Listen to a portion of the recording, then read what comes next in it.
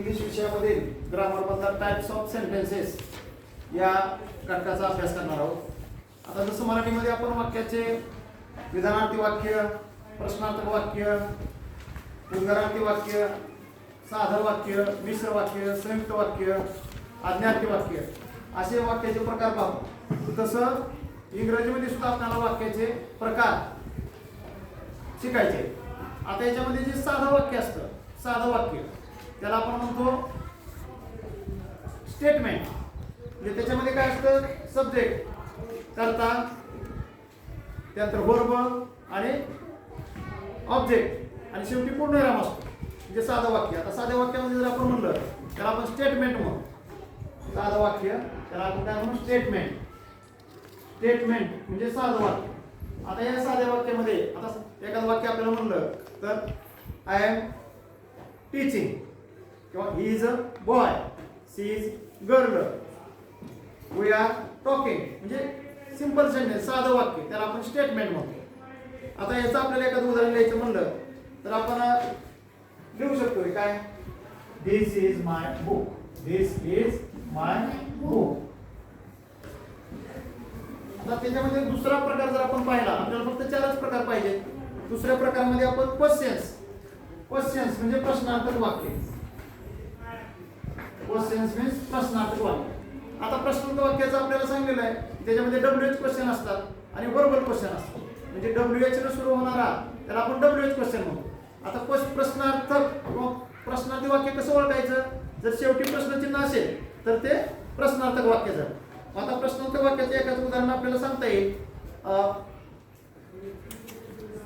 What's the time, what's the time म्हणजे आता वेळ किती झालेली आहे, व्हॉट्स द टाइम, किंवा व्हॉट इज युअर नेम, किंवा हाऊ आर यू, किंवा जर वर्बल क्वेश्चन आपल्याला घ्यायचं म्हणलं तर are you reading, are you reading, तू तयार आहेस का।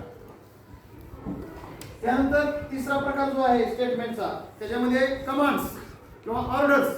कमांड्स, कमांड्स म्हणजे काय, कमांड्स,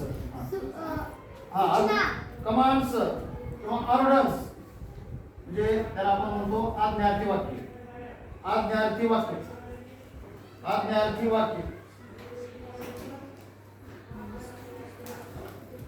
आता आज्ञा, आज्ञा कोण करतो, मोठा माणूस लहानाला आज्ञा करू शकतोय, बरोबर आहे।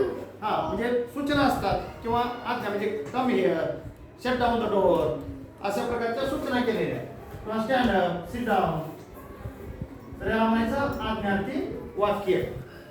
त्यानंतर एक्सक्लेमेशन, चौथा प्रकार आहे वाक्याचा टाइपचा, एक्सक्लेमेशन। एक्सक्लेमेशन्स म्हणजे उद्गारार्थी वाक्य। आता उद्गारार्थी वाक्य कसं ओळखायचं, जर त्या वाक्याच्या शेवटी उद्गार चिन्ह असेल तर ते उद्गारार्थी वाक्य। आणि आपल्या तुमचे जे शब्द असतात, एखाद्याचे आपल्या भावना, इच्छा, आकांक्षा व्यक्त कर, दुःख, शोक व्यक्त करण्यासाठी हे आपण वापरतोय, त्याला आपण केवळ पूर्वी वेळी म्हणतोय, बरोबर आहे। तर त्याच्यामध्ये बघा, आता आपली बाग किती सुंदर आहे, what a beautiful garden this is, आणि शेवटी उद्गार चिन्ह, नंतर हाऊ नाईस, हाऊ नाईस, किती छान। अशा प्रकारे आपण उद्गारार्थी वाक्य, आज्ञार्थी वाक्य, प्रश्नार्थी वाक्य आणि विधानार्थी वाक्य किंवा साधं वाक्य अशा प्रकारे वाक्याचे चार प्रकार आपण पाहिले। तर या प्रत्येक प्रकारचे आपण चार चार उदाहरणं लिहून आणूया।